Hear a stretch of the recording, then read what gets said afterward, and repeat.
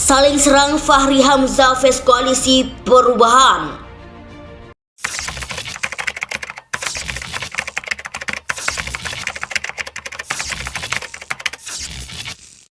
Kami tetap buka komunikasi walaupun tetap yang skenario pertama dan paling awal itu Nasdem, Demokrat. Kalau bandar sendiri itu ada mengerti itu.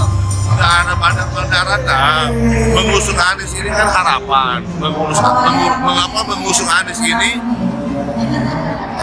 cerminan keinginan rakyat. Deklarasi tanggal 10 November sudah gagal, Bos. Gara-gara apa, Bang? Gara-gara bandar belum sepakat. Ya kan, udahlah, kita ini kan udah tahu semua Ini kata buat kan. headline nih, Bang. Iya, bandar belum sepakat.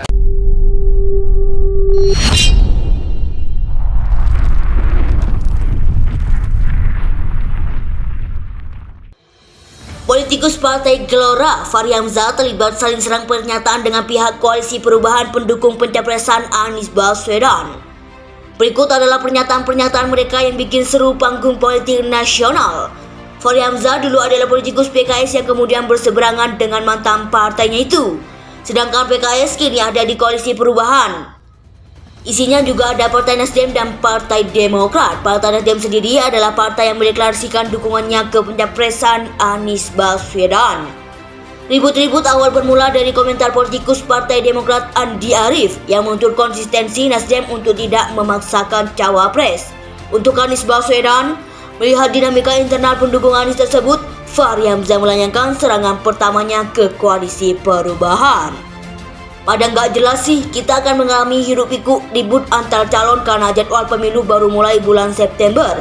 Sementara calonnya sudah gentayangan di mana-mana. Tweet Fahri Hamzah lewat akun Twitternya Jumat 18 November. Fahri juga menyebut Koalisi Perubahan tidak punya ide. Serangan ketiga, Fahri menyebut Koalisi Perubahan terlihat seperti menunggu bandar politik menyantuni dana. Kalau ada idenya paparkan, kalau tidak maka ini dituduh hanya nunggu bandar, ucap Fahri. Soal bandar ini, Fahri sudah melontarkan serangannya saat Koalisi Perubahan batal deklarasi di tanggal 10 November. Gara-gara bandar belum sepakat, sudahlah. Kita kan sudah tahu semua kan, bandar belum sepakat. Duit belum terkumpul, 20% belum terkumpul. Ya, gagal, kata Fahri saat adu perspektif Rabu 19 November lalu. Serangan balik Nasdem balik menyerang Fahri soal bandar politik yang disebut-sebut Fahri. Wakil Ketua Umum Partai Nasdem Ahmad Ali menilai Fahri menyebut-nyebut bandar karena punya banyak pengalaman soal praktik itu. Itu mungkin tradisi Fahri Hamzah kali ya, tapi kalau di Nasdem sih enggak seperti itu. PKS enggak seperti itu, Demokrat enggak seperti itu. Mungkin di partai dia kali seperti itu, kata Ali di CCC Senayan, Jakarta, Kamis 10 November lalu. Demokrat juga melancarkan serangan balik ke Fahri. Politikus Demokrat Kamhar Lakumani mengungkit satu Fahri yang bukan lagi politikus PKS. Fahri berkomentar tidak jelas lantaran Fahri tidak tahu, soalnya Fahri tidak di PKS lagi sih. Ikhtiar membangun poros Koalisi Perubahan terus berkemajuan. Saat ini tahapnya pada proses pematangan dan penyesuaiannya dengan mekanisme internal partai masing-masing. Ini perlu Bang Fahri Hamzah ketahui untuk menepis dugaannya bahwa ini tak jelas. Sekiranya masih di PKS, pasti bisa melihat dan mengetahui kejelasannya. Meskipun demikian, pada Kamhar yang merupakan Deputi Badan Pemenangan Pemilu Demokrat ini menilai komentar Fahri sebenarnya positif. Meski demikian, sebenarnya Koalisi Perubahan bukannya tidak ada ide, melainkan sebaliknya. Koalisi ini adalah kumpulan ide-ide besar. Pernyataan Bang Fahri Hamzah bahwa Koalisi Perubahan gak ada idenya kami maknai sebagai sesuatu yang positif. Beliau pasti paham betul bahwa perubahan dan perbaikan yang menjadi platform dan tagline Koalisi Perubahan sendiri adalah substansi atau intisari yang merupakan kumpulan dari berbagai ide-ide besar, kata Kamhar.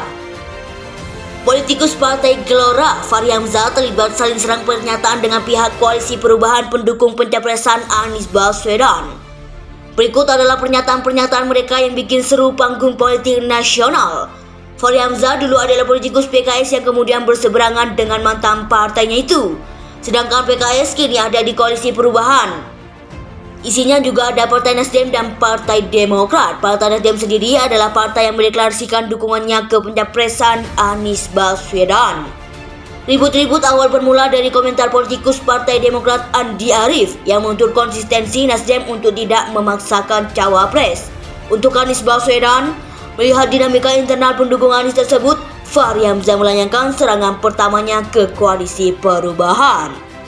Pada nggak jelas sih, kita akan mengalami hiruk pikuk ribut antar calon karena jadwal pemilu baru mulai bulan September.